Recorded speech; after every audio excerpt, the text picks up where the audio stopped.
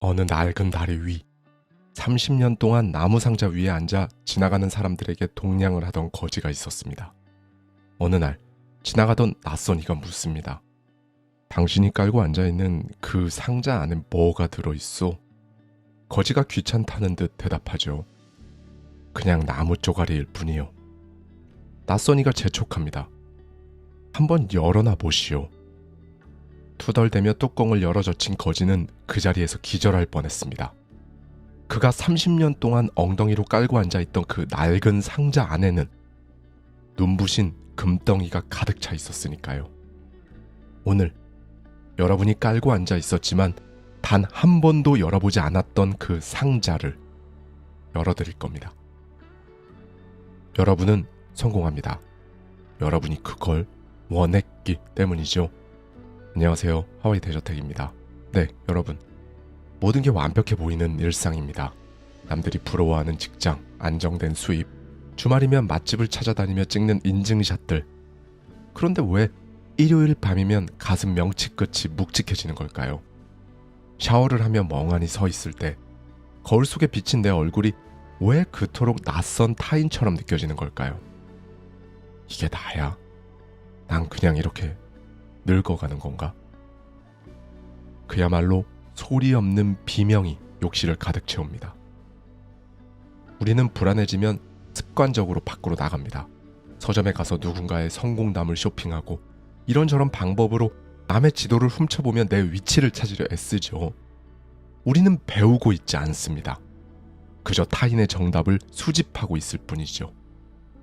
하지만 여러분, 만약 우리가 길을 잃은 이유가 지도가 없어서가 아니라 너무 많은 남의 지도를 손에 쥐고 있기 때문인 것은 아닐까요? 여러분이 그토록 찾아 헤매던 목적지가 사실은 여러분이 지금 서 있는 그 발밑에 이미 있었다면요. 오늘 펼쳐볼 책은 노벨 문학상 수상 작가 헤르만 헤세가 자신의 피와 살을 깎아 빚어낸 인물 시다르타입니다. 네, 단언컨대 이 책의 주인공은 2500년 전의 수행자가 아닙니다. 지금 강남 빌딩 숲을 도심의 골목골목을 배회하며 진짜 내 인생은 어디에 있는가를 묻고 있는 가장 현대적이고 세련되게 헤매고 있는 이방인, 바로 우리의 이야기입니다. 헤르만 헤세는 1차 대전이라는 광기와 개인적인 파산, 가정의 붕괴라는 지옥의 불길 속에서 이 글을 썼습니다. 그는 껍데기뿐인 지식이 아니라 살아서 펄떡이는 진짜 구원을 원했으니까요. 오늘 우리는 타인의 정답을 찢어버리고요. 맨발로 자신의 길을 걸어간 한 남자의 등 뒤를 따라가 볼 겁니다. 그리고 그 끝에서 우리는 발견하게 될 겁니다. 우리가 그토록 찾아 헤매던 것이 사실은 줄곧 내 주머니 속에 있었다는 것을요. 자, 오늘 대저택 서재 시작하겠습니다. 가르침을 버리고 진흙탕 속으로 뛰어들다. 이야기는 충격적으로 시작됩니다. 주인공 시다르타는 브라만 계급, 즉 당대 최고의 지식인 엘리트이자 금수저입니다. 모든 사람이 그를 사랑하고 그는 엄청난 지식을 가지고 있습니다. 하지만 그는 행복하지 않았어요. 그의 지식은 그릇에 물을 채우듯 머리는 채웠지만 영혼의 갈증은 씻어주지 못했으니까요. 그래서 그는 집을 떠나 고행자가 됩니다. 숲속에서 굶고 명상하고 육체의 욕망을 죽입니다. 그리고 마침내 당대의 슈퍼스타, 깨달은 자인 고타마, 즉 부처를 만납니다. 친구인 고빈다는 고타마의 가르침에 감복하여 그의 제자가 되기로 합니다. 하지만 여기서 시다르타는 역사상 가장 오만하고도 위대한 결단을 내립니다. 그는 완성된 성인인 부처에게 등을 돌린 거죠. 당신의 가르침은 완벽합니다. 하지만 깨달음은 말로 전달될 수 없습니다. 당신의 제자가 되어 당신의 그림자로 사느니 내 스스로의 경험을 통해 나만의 길을 가겠습니다. 네, 사실 이건 엄청난 선언이었죠. 지금으로 치면 하버드대 입학 허가서를 찢어버리고 워런 버핏의 점심 식사 초대를 거절하고 핀털터리로 그냥 거리로 나선 것과 같습니다. 왜 그랬을까요? 그는 알았던 겁니다. 수영하는 법에 대한 책을 1000권을 읽어도 실제로 물에 빠져 허우적대며 물을 마셔보지 않으면 결코 수영을 배울 수 없다는 것을 말이죠. 여기 시다르타처럼 안전한 가르침 대신 고통스러운 경험을 스스로 선택해서 시대의 정점에 오른 인물이 있습니다. 바로 현재 전 세계 시가총액 1위 기업 엔비디아의 창업자 젠슨 황입니다. 그는 2024년 스탠퍼드 대학교 졸업식 축사에서 엘리트 학생들에게 충격적인 덕담을 던졌습니다. 나는 여러분에게 고통과 고난이 함께하기를 바랍니다. 다들 성공과 행복을 빌어주는 졸업식에서 그는 도대체 왜 고통을 빌어주었을까요? 그는 말합니다. 위대함은 지능에서 나오지 않습니다. 위대함은 고통을 견디는 인격에서 나옵니다. 그런데 안타깝게도 여러분은 스탠퍼드라는 너무나 좋은 환경에서 자랐습니다. 그래서 나는 여러분이 충분한 고통을 겪을 기회가 없었을까봐 걱정됩니다. 젠슨 황은 30년 동안 엔비디아를 이끌며 수차례 파산 위기를 겪었습니다. 주가가 80% 폭락하는 굴욕을 맛보았고 세상이 자신의 비전을 비웃을 때 고독하게 말 그대로 그래픽카드 칩을 깎았습니다. 그는 시다르타처럼 이론이라는 숲을 떠나 비즈니스라는 속세의 진흙탕에서 뒹굴었습니다. 그 처절한 고통의 시간들이 그의 뼈와 살이 되었고 그 경험치들이 응축되어 지금의 AI 제국을 건설한 거죠. 만약 그가 경영대학원에서 안전하게 이론만 배웠다면 오늘날의 엔비디아는 없었을지도 모릅니다. 시다르타가 숲을 떠나 속세의 여인 카밀라를 만나 사랑을 배우고 성인 카마스 바비를 만나 돈과 탐욕을 배운 것, 그것은 타락이 아니었습니다. 그것은 인간을 이해하기 위한 필수 이수 과목이었던 것이죠. 여러분도 지금 혹시 고통 속에 계신가요? 사업이 망하고 승진에서 누락되고 사랑에 실패했을지도 모르죠. 잘 되었습니다. 여러분은 지금 그저 책상 앞에 앉아있는 것이 아니라 진짜 인생이라는 진흙탕 같은 강물 속에 뛰어든 겁니다. 피하지 마십시오. 그 속에 들어가서 온몸을 다 적시고 느껴지는 모든 것들을 느껴야 합니다. 어린아이 같은 사람들에게 배우다. 속세로 돌아온 시다르타는 돈을 벌고 도박을 하고 향락에 빠집니다. 그는 처음에는 속물적인 인간들을 경멸했습니다. 돈 몇 푼에 울고 웃고 사소한 욕망에 목숨을 거는 그들을 보며 어린아이 같다고 비웃었습니다. 나는 생각할 줄 알고 기다릴 줄 알고 단식할 줄 안다. 너희들과는 차원이 다르다 라고 생각했죠. 하지만 세월이 흐르며 그는 깨닫습니다. 자신의 그 차가운 오만함보다 차라리 저들의 뜨거운 욕망이 더 생명력이 있다는 것을요. 그들은 적어도 사랑할 줄 알았기 때문입니다. 비록 그것이 맹목적이고 어리석어 보일지라도 그들은 삶을 살아내고 있었습니다. 이 대목에서 저는 영국의 전설적인 영장류학자죠. 제인 구달 박사가 떠올랐는데요. 이 제인 구달 박사가 20대 때 아프리카 곰베 숲으로 들어갔을 때 당시 학계의 저명한 학자들은 그녀를 비웃었습니다. 아직 박사학위도 없는 어린 여자애가 객관적인 데이터나 이론도 없이 침팬지들에게 데이비드, 플로 같은 이름을 붙여주며 관찰한다고 말이죠. 당시 과학계에서는 동물을 연구 대상으로만 보았지 감정을 가진 존재로 보지 않았거든요. 그건 비과학적이고 어린아이 같은 짓이라고 여겼죠. 하지만 제인 구달은 그들의 비웃음을 뒤로하고 침팬지들의 숲속으로, 그들의 삶 속으로 깊이 들어갔습니다. 비가 오면 같이 비를 맞고 그들이 털을 골라주면 가만히 앉아 있었습니다.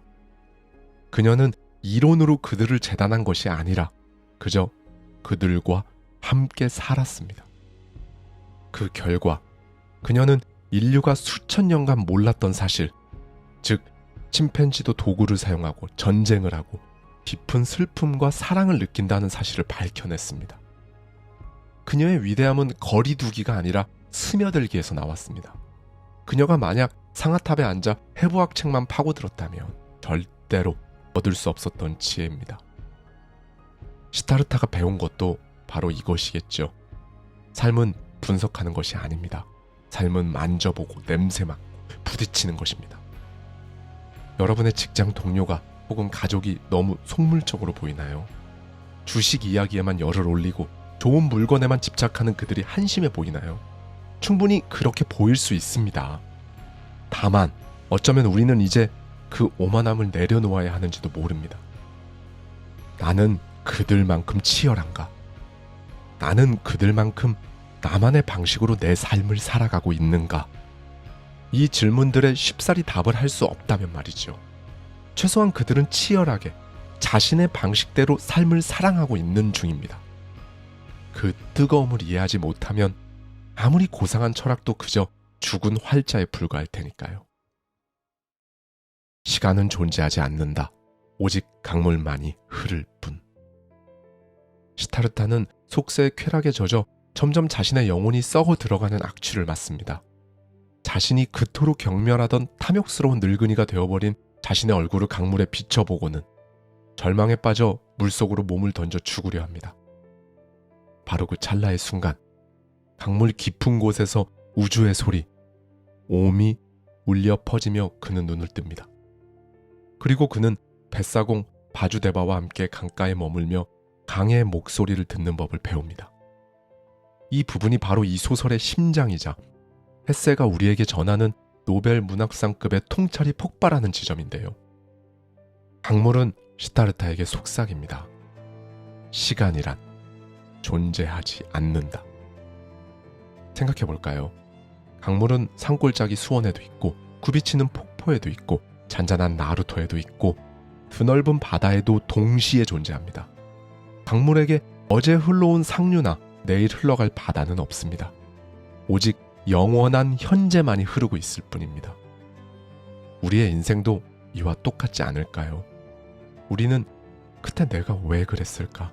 라며 죽어버린 과거를 씹어먹거나 언젠가 성공하면 행복해질 거야 라며 오지도 않은 미래의 현재를 저당 잡힙니다. 하지만 시타르타는 강물 소리 속에서 전율하며 깨닫습니다. 과거의 타락한 시타르타와 미래의 성인 시타르타는 분리되어 있지 않다. 내 안에는 죄인과 부처가, 방황과 깨달음이 지금 이 순간 완벽하게 함께 존재한다. 이 시간의 소멸이라는 철학적 개념을 현대 과학과 예술의 경계에서 증명하고 있는 사람이 있습니다. 우리 채널에도 출연한 적이 있었죠. 이탈리아의 천재 이론 물리학자이자 베스트셀러 작가, 제2의 스티븐 호킹으로 불리는 카를로 로벨리입니다. 그는 자신의 저서 시간은 흐르지 않는다에서 물리학적으로 시간은 인간이 만들어낸 착각임을 증명합니다. 우주에는 보편적인 시계가 없습니다. 과거, 현재, 미래는 우리가 세상을 인식하기 위해 만들어낸 흐릿한 구조일 뿐인 거죠. 그런데 재밌는 건요, 이 양자역학적 진실을 온몸으로 실천하며 사는 예술가가 있다는 겁니다. 바로 배우 앤서니 홉킨스인데요. 그는 80이 넘은 나이에도 작곡을 하고 그림을 그리고 틱톡에서 춤을 춥니다. 그는 인터뷰에서 이렇게 말했어요. 우리는 너무 많이 생각하느라 서서히 죽어가고 있습니다.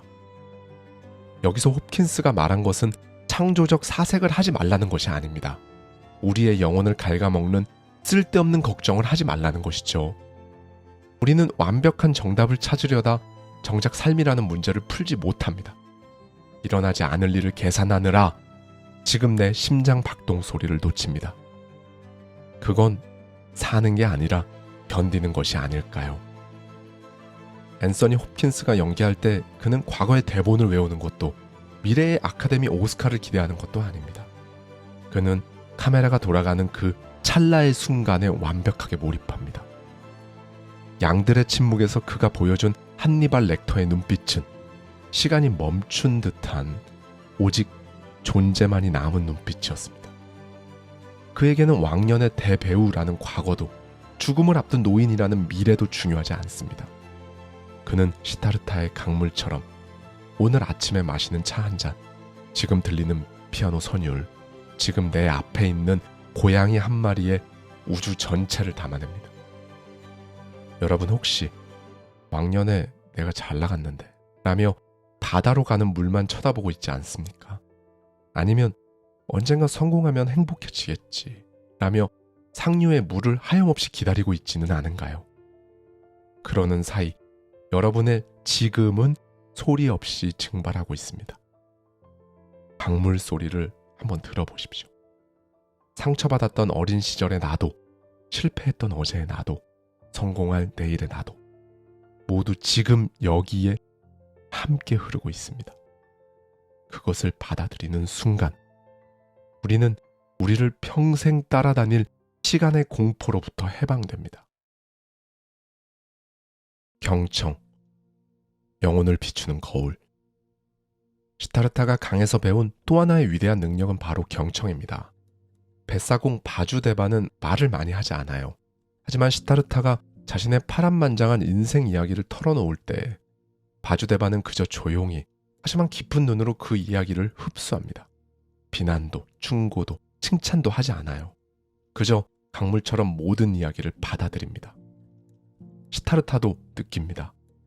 자신의 이야기가 저 사람의 마음속으로 들어가 정화되고 있음을. 세상에서 가장 말을 잘하는 사람은 유창한 언변을 가진 사람이 아닙니다. 세상에서 가장 깊은 소통을 한 사람은 역설적이게도 침묵을 선물한 사람이었습니다. 미국의 전설적인 방송인 프레드 로저스, 우리에겐 미스터 로저스로 유명한 사람이죠.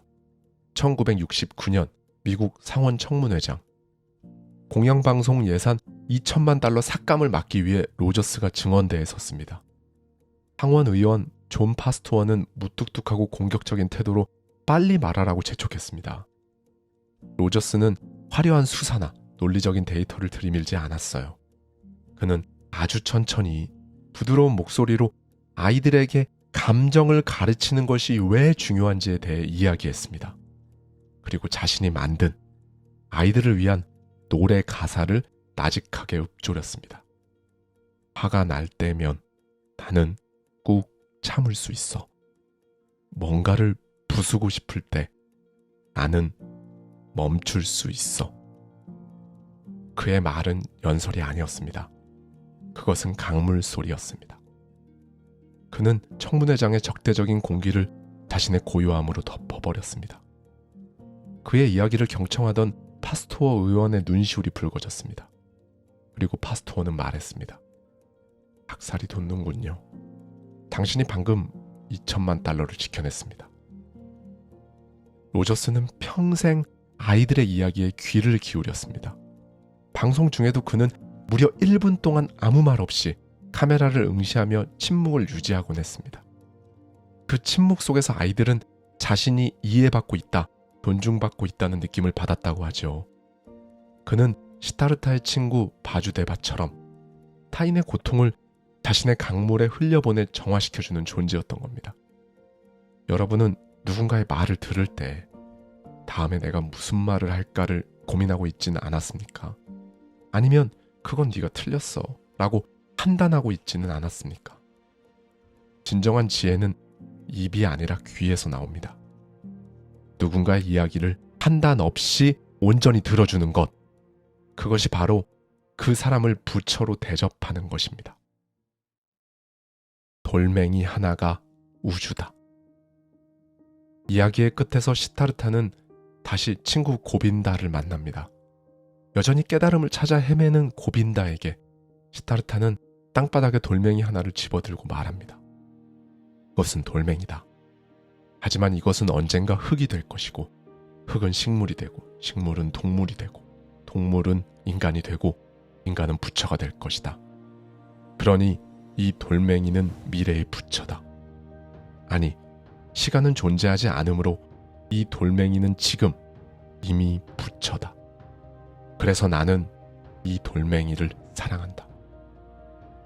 여러분, 이것이 헤르만 헤세가 도달한 결론입니다. 모든 것은 연결되어 있다. 그리고 그 연결을 확인하는 방법은 사랑뿐이다. 여러분, 슈퍼맨으로 우리에게 기억되는 배우 크리스토퍼 리브를 기억하세요?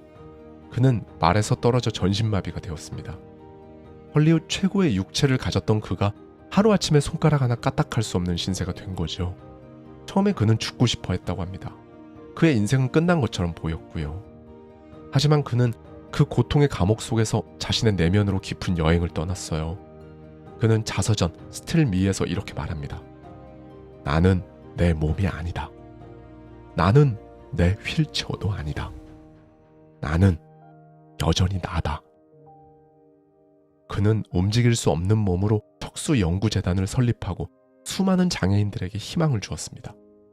슈퍼맨 수트를 입었을 때보다 휠체어에 앉아 있을 때 더 멀리 날아오른 거죠.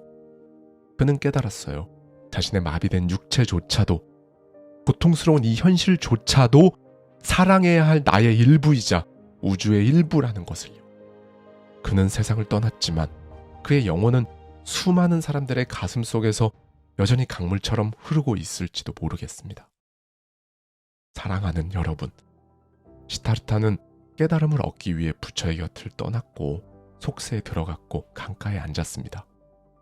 그리고 마침내 자신이 찾던 것이 어디 먼 곳에 있는 것이 아니라 바로 자기 자신 안에, 그리고 눈앞에 흐르는 강물 속에, 발에 채이는 돌멩이 속에 있었음을 알게 되었습니다. 여러분은 지금 어디에 서 계신가요? 혹시 아직도 여러분이 들고 있는 그릇이 황금 그릇인 줄도 모르고 동전 몇 개 얻고자 여기저기 다니고 있진 않으신가요? 이제 그만 멈추십시오. 그리고 여러분의 손을 보십시오. 가만히 1분 동안 정말 가만히 들여다보세요. 아마 살면서 그렇게 해본 경험은 없으실 거예요. 그 손 안에는 여러분의 상처, 여러분의 실패, 여러분의 부모님과 조부모님, 여러분의 과거와 현재, 그리고 미래까지 모두 담겨 있습니다. 그리고 여러분의 손을 응시하고 있는 여러분의 그 모습 자체가 바로 깨달음입니다. 여러분의 인생이라는 강물은 단 한 번도 멈춘 적이 없습니다. 그 강물은 바다로 가기 위해 흐르는 것이 아닙니다.